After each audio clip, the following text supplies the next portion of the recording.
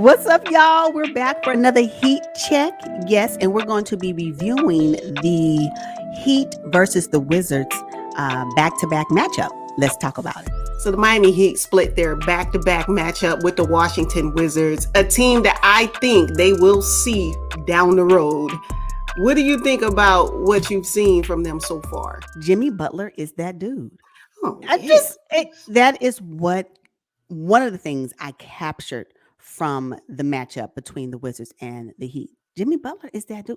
Mhm. And when I tell you he's going to get to the free throw line, his ability to draw a foul should be a masterclass. I just think it is so good. I took that away. And the Heat needs Jimmy Butler to perform at his highest level every time on the floor, especially if they're going to be playing against teams like the Wizards. Absolutely. And you know what? What I have found is the Heat, I feel like they're still falling in love with the three ball. Why? Especially when Duncan Robinson's shot is off right now. The Heat went 15 for 36 from the three-point line in the first game and then followed it up 7 for 27. We just can't continue to do that. With Jimmy Butler back in his mid-range game, why are we still shooting almost 30 three-pointers a game? I don't get it. You know what? Especially if you're going to be against a team that can also shoot three-pointers. So the Washington Wizards are comparable in shooting three-pointers, especially in that second matchup. Like they were dropping out of the sky. Yeah. Dinwiddie, Bill, like they were dropping from the sky. So the Heat needs to balance. And I believe the reason why they're so caught up with the three ball is because Duncan Robinson is supposed to be that counterpart. It's supposed to be him and Hero. Those are the two. 1-2 punch on the three. And guess what? It ain't happening.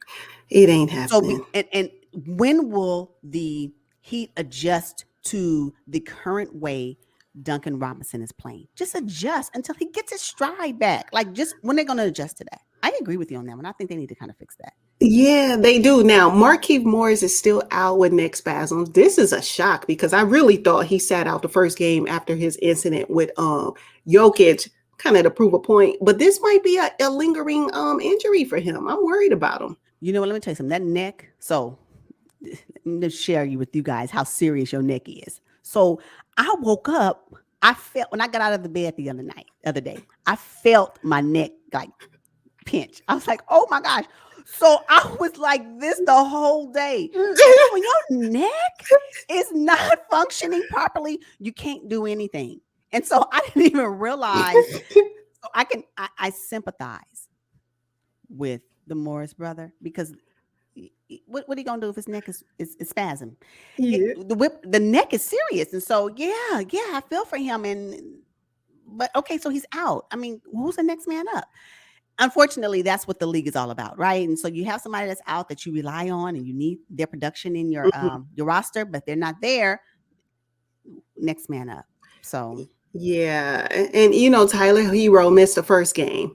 Good thing he came back in the second game because I'm telling you, the Heat need him. He's their X factor this season.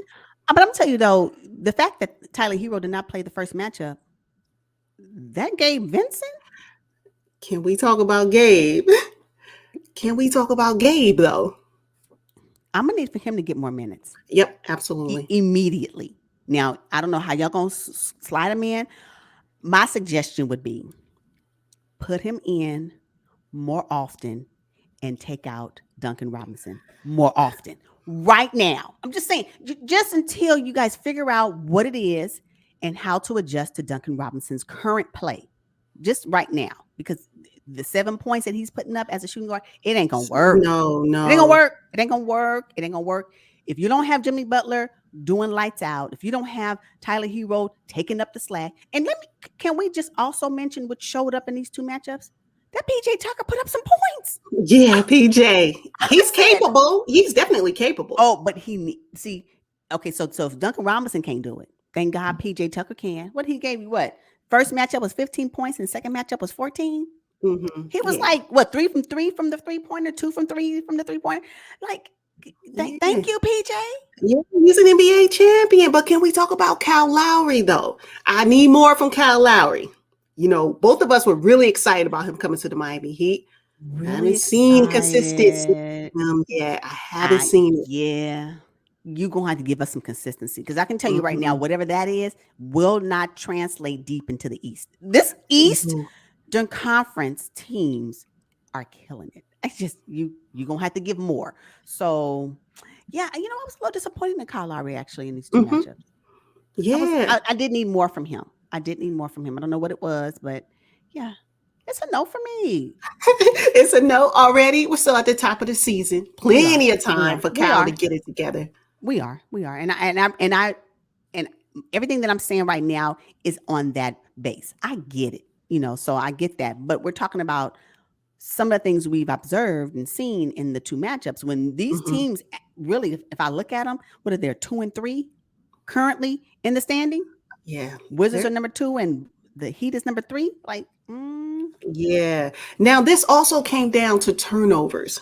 What I like exactly. about the Miami Heat, at least in the first game, they only had 6 turnovers, but then they doubled it for the second game and got 12.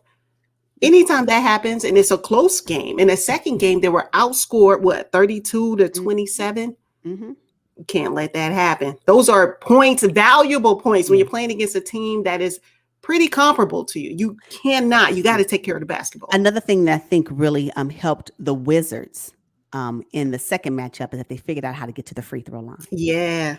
And that gave them additional points. So the Wizards were actually 6 of 10 from the free throw in the first game. The Hmm. Heat was 20 of 24. But then that second matchup, Yep. when the Wizards won, the Wizards were 20 of 23.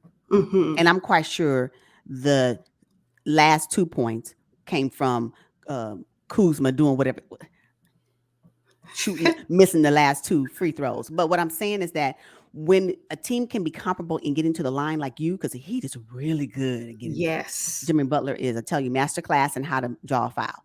But when Hmm. you have another team that can do the same thing and you find out that your free throw matchup and free throw percentages is pretty equal, then it cancels out itself. And I think that's what the Heat experienced in the second matchup with the Wizards because the Heat, for their second matchup, they went 17 of 20 from the free throw Right. line, right? So then if we're talking about the Wizards going 20 of 23 and then the Heat going 17 of 20, these free points kind of cancel themselves out. So then what Hmm. else do you have? One of the benefits that the Heat experienced in the first matchup is that the Wizards weren't going to the line.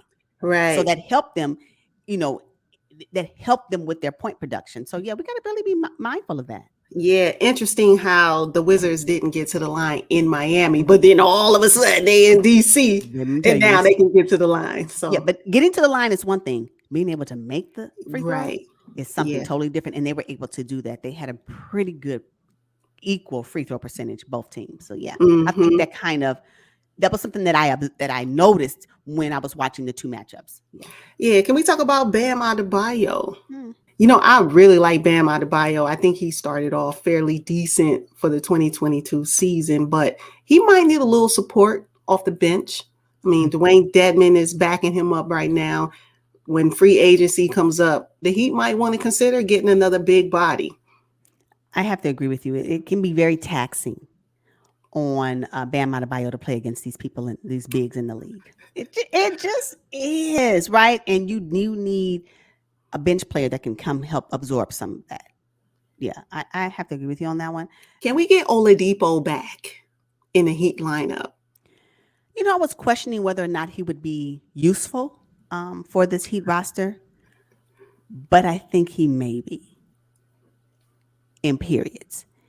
And will he be playing the same role as Kyle Lowry?